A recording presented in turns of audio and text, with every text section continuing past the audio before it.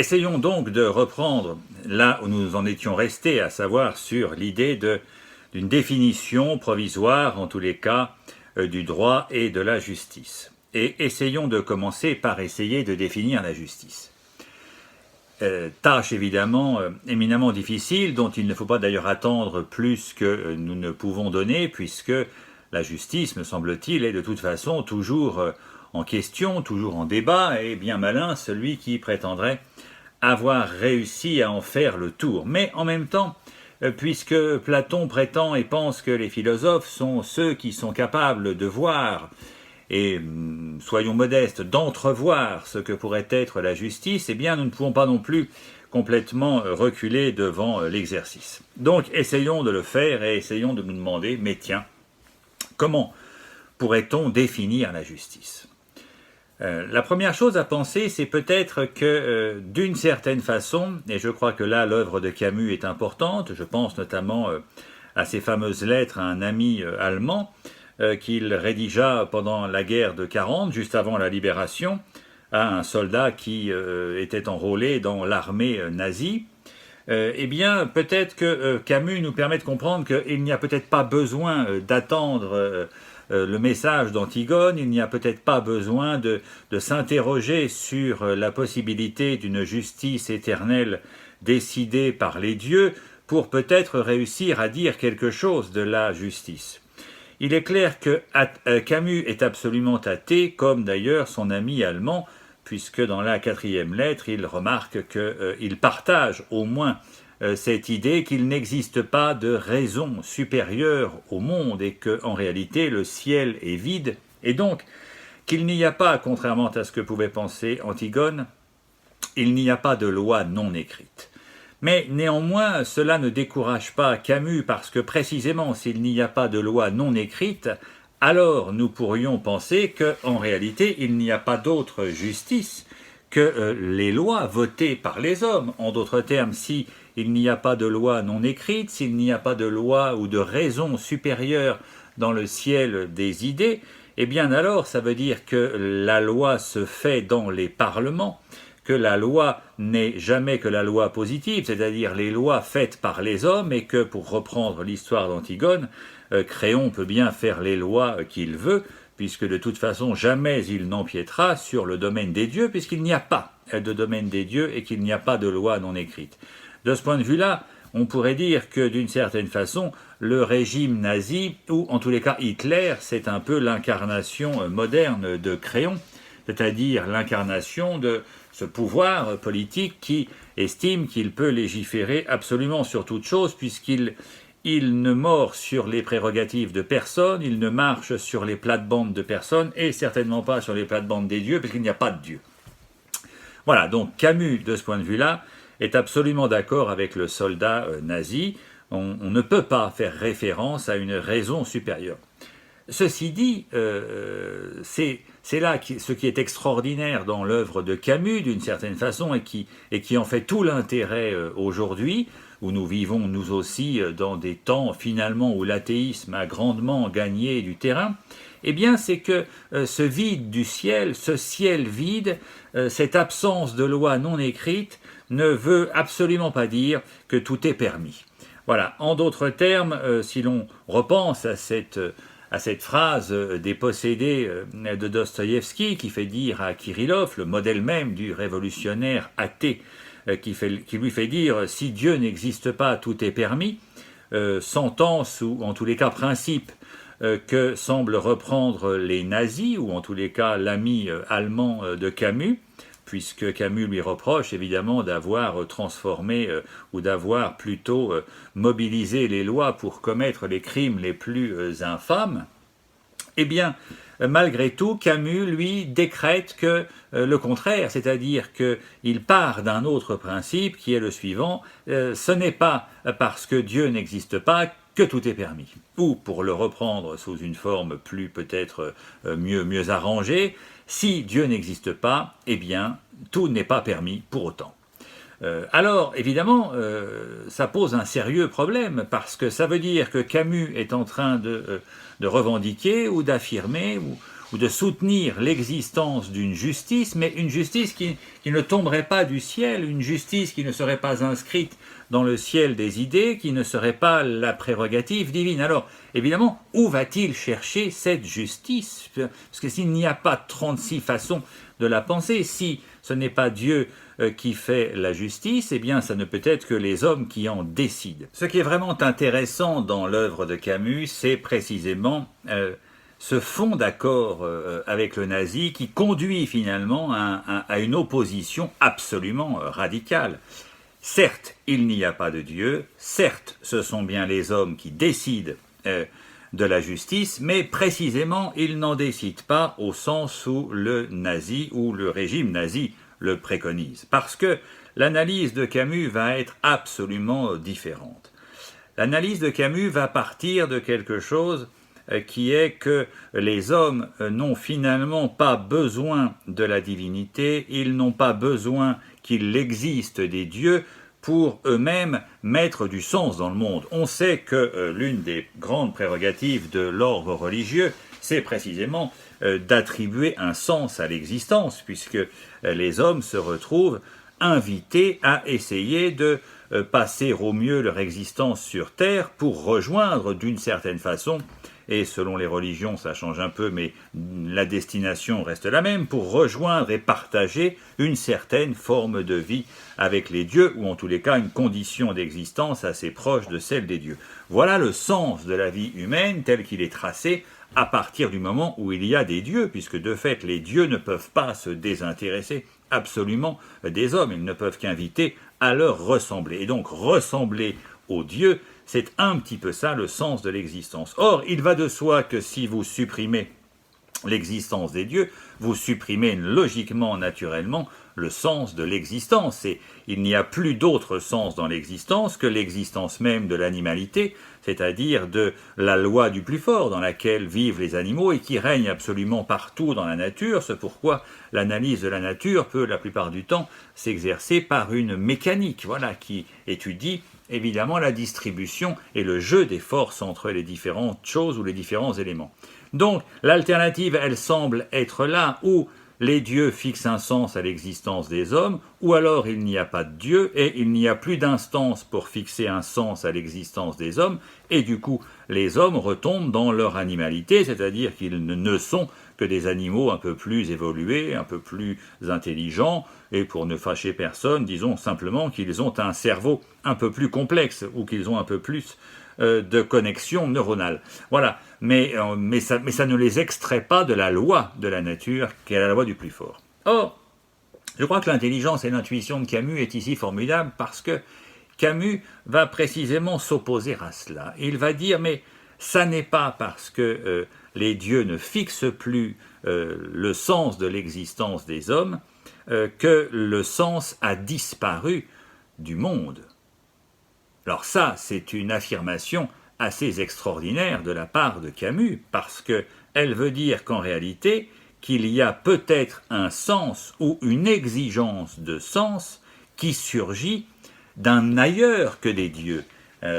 Il y a peut-être une exigence de sens, et voilà sa thèse, qui s'élève de la terre elle-même. Elle ne tombe plus du ciel, cette exigence de sens. Le sens et l'exigence s'élèvent de la terre elle-même, bien sûr pas de l'animalité, mais en tous les cas de l'existence des hommes. Voilà, donc Camus s'émerveille en réalité de l'humanité en disant, mais ce n'est pas parce que les dieux n'existent pas et qu'il n'y a pas de sens fixé à l'existence des hommes qu'en réalité, il n'y a pas de présence du sens dans le monde, parce que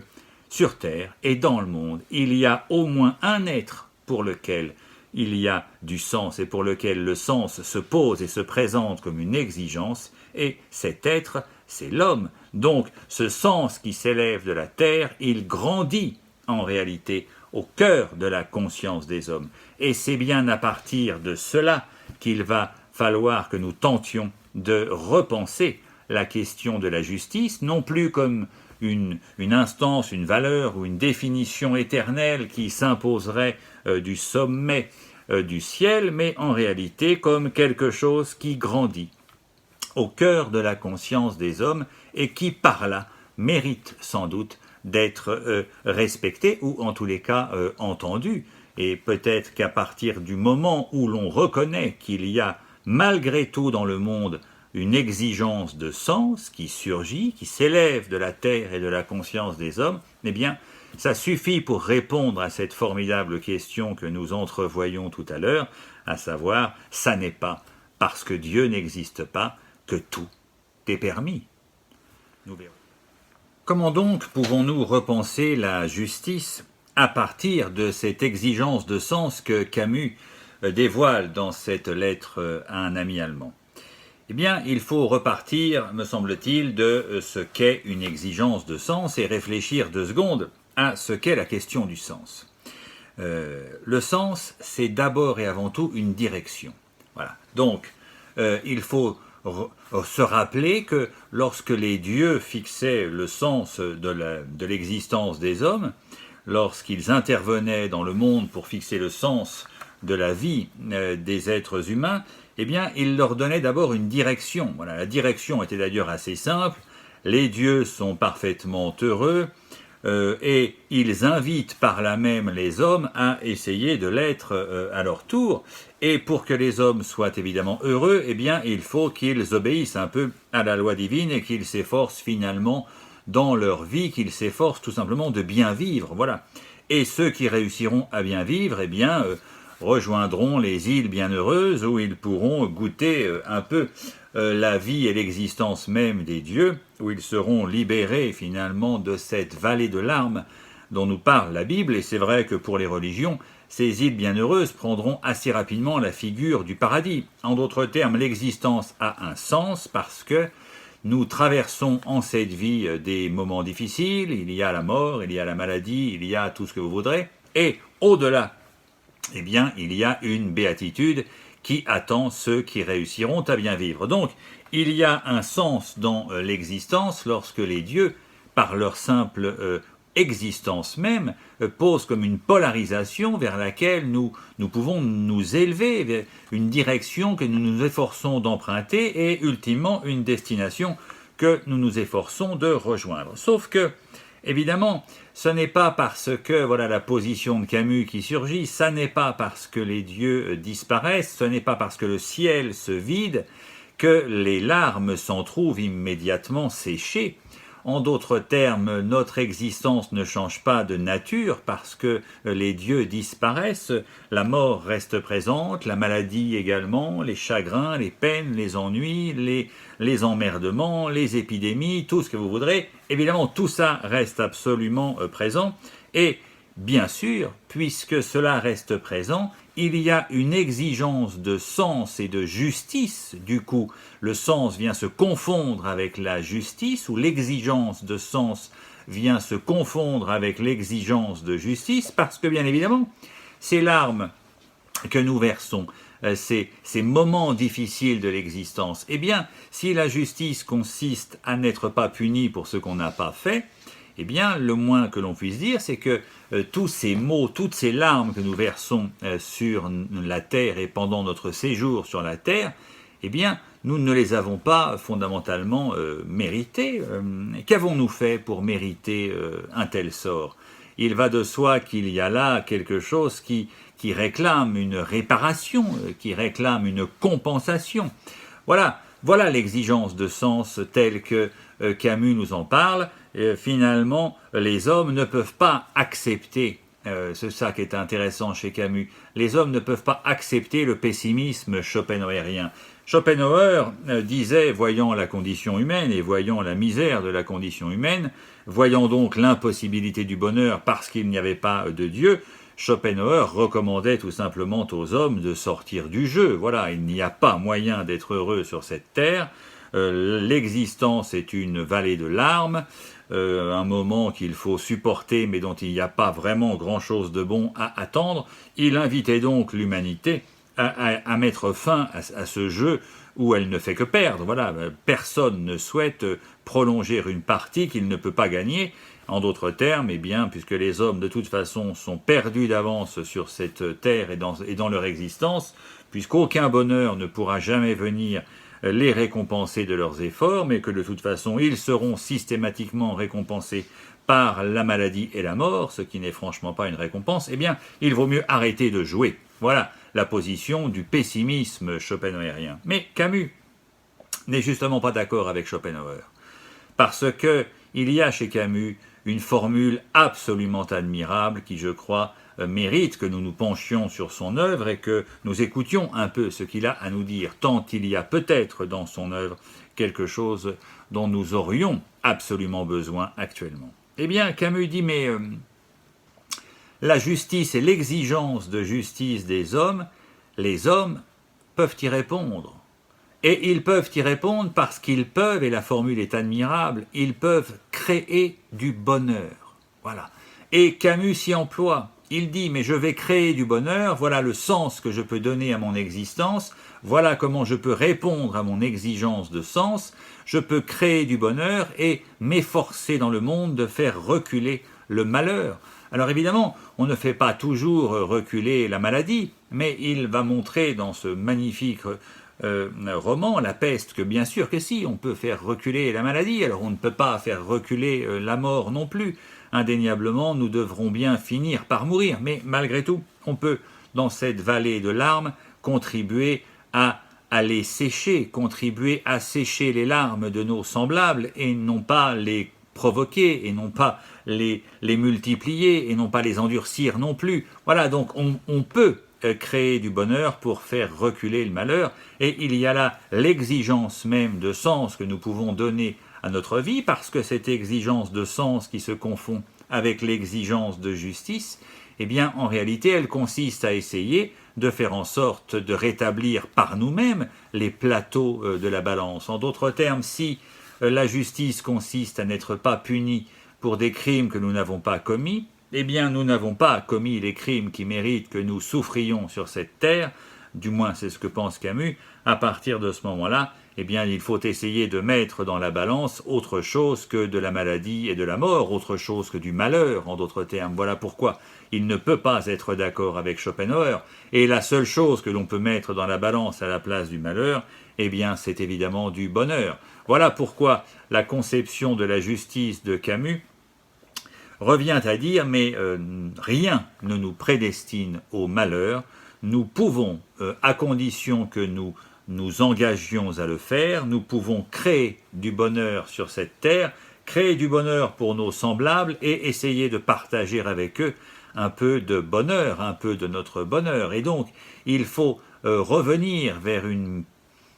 solidarité humaine qui fait que, ou qui nous conduirait, qui nous pousserait à essayer de rendre les autres heureux autant que cela est en notre pouvoir, et c'est bien là que nous faisons œuvre de justice, parce que rien ne légitime que nos semblables soient dans la situation douloureuse dans laquelle parfois ils se trouvent, et si nous pouvons faire quelque chose pour alléger cette souffrance, eh bien c'est faire œuvre de justice. Voilà l'exigence de justice de Camus. Il l'honorera lui-même en essayant d'écrire et d'apporter par son art et son art d'écrire, eh bien quelque chose qui